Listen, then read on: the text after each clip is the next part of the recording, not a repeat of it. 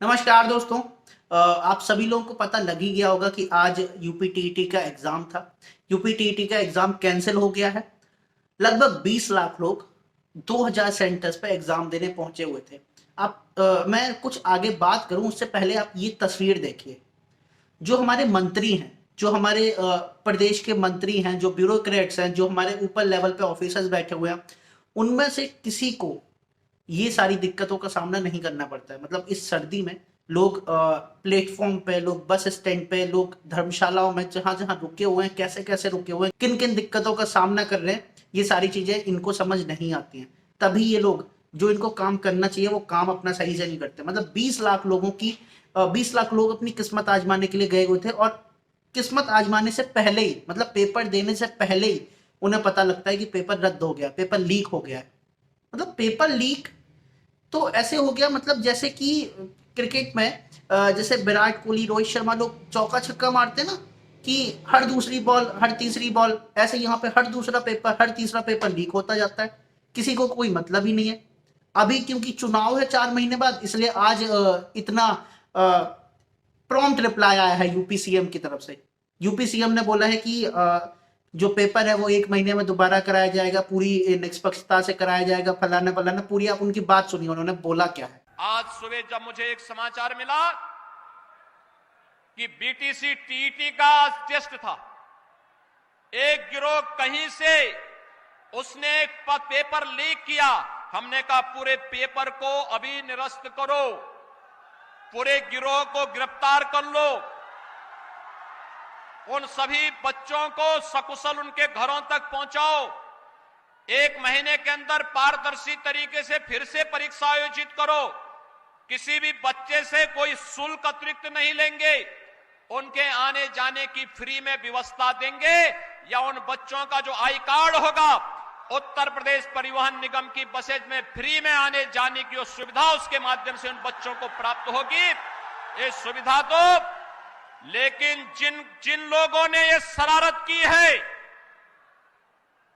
वे भी सुन लें, उनके खिलाफ गैंगस्टर के तहत मुकदमा दर्ज हो रहा है।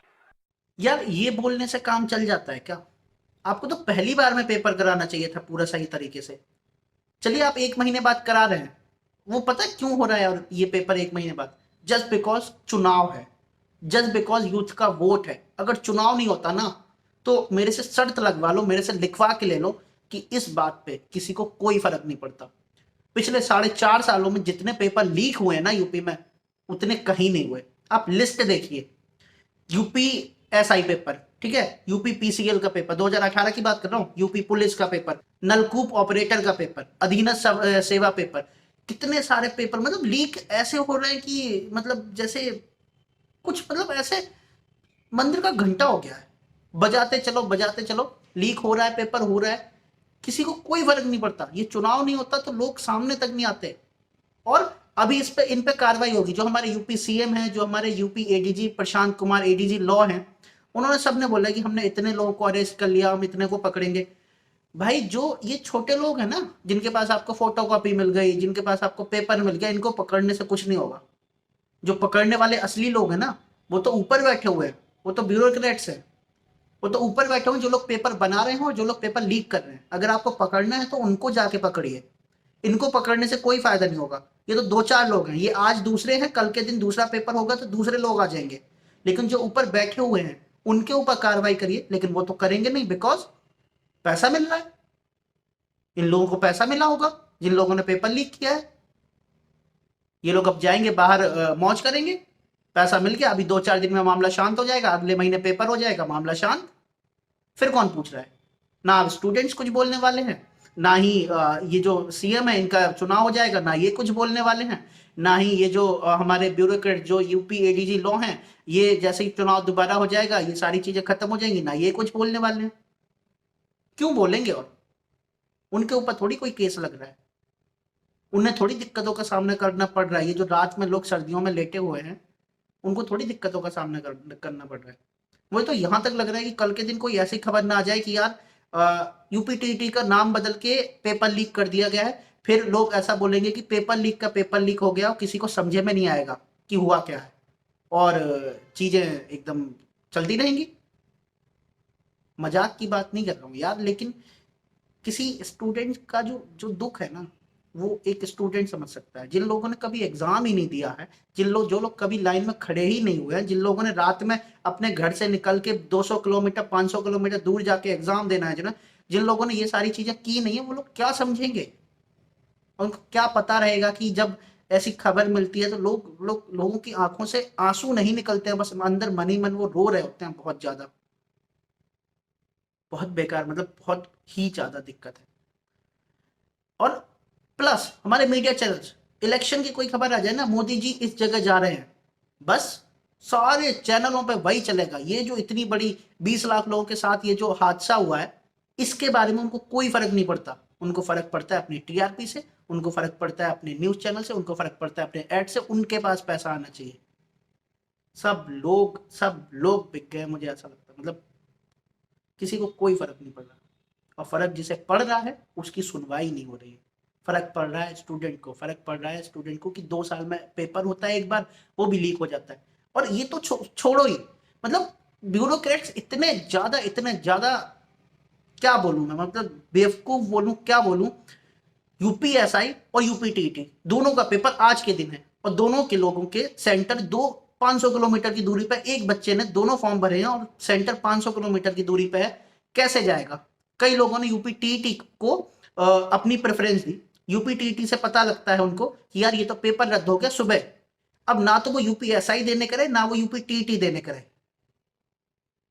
मतलब जो हमारा चयन आयोग है, जो हमारा ये पेपर जो कराता है, उनको ये भी नहीं पता है कि भाई हमको एक दिन में 2 पेपर नहीं कराने।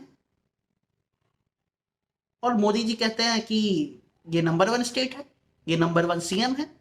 अभी मैं दिल्ली में देखता हूं, लंबे लंबे बोर्ड लगे हुए हैं, इंडिया का number 1 state Uttar Pradesh, India का नंबर 1 सीएम योगी आदित्यनाथ। ये हो रहा है।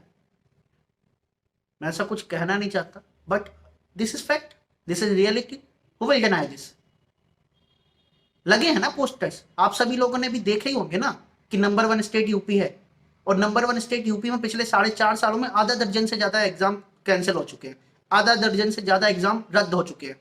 वाई? बिकॉज कोई लीक हो जाता है, कभी पेपर गलत हो जाता है, कभी क्वेश्चन गलत हो जाते हैं, कभी कोर्ट में चला जाता है, कभी जुडिशरी के पास होता है, कभी धांधली हो जाती है, कभी कुछ हो जाता है, कभी कुछ हो जाता है। तो सफर कौन कर रहा है? स्टूडेंट। ये मेरा वीडियो सिर्फ सपोर्ट करने के लिए था। मैं तहे दिल से उन लोगों की, जिन लोगों को परेशानी हुई है, उनको सपोर्ट करता हूँ। और I request to the CM, to the PM, to the all the bureaucrats कि जो काम आपको पहले करना है ना, जब पेपर जो लोग लीक करा रहे हैं ना, जब उनको पकड़ना है ना, उनको पहले पकड़िए। लीक होने के बाद पकड़ने से आपकी कोई वैल्यू नहीं बढ़ जाती है, लेकिन आपको फर्क नहीं पड़ता है। बिकॉज पता फर्क क्यों नहीं पड़ता है? कभी इलेक्शन लेट करवा के देखो, कभी इनके अपने बच्चे का एग्जाम हो ना और उसको लीक करवा के देखो। इनको सिर्फ इसलिए फर्क नहीं पड़ता है because they don't care. They only say कि I care for people, I care for country, but they don't care. They care only for their chair. जब तक उनकी कुर्सी है तब तक वो केयर करने का बहाना करते रहेंगे। कुर्सी में लेट होने दो, इलेक्शन लेट होने दो। कोविड टाइम में इलेक्शन हुए हैं और एग्जाम के लिए कोविड है। 20 करोड़ लोगों की जनता का अभी इलेक्शन हो जाएगा कोविड में, और जैसे ही एग्जाम की बारी आती है, 2 साल से क्यों नहीं हो रहा जी? कोविड चल रहा है, नया वेरिएंट आया है, इलेक्शन हो जाएंगे, एग्जाम फिर रुक जाएंगे। ये 1 महीने बाद जो इन्होंने बोला है ना एग्जाम हो जाएगा, मुझे लग रहा है 1 महीने बाद आचार संहिता लग जाएगी और हो गया एग्जाम।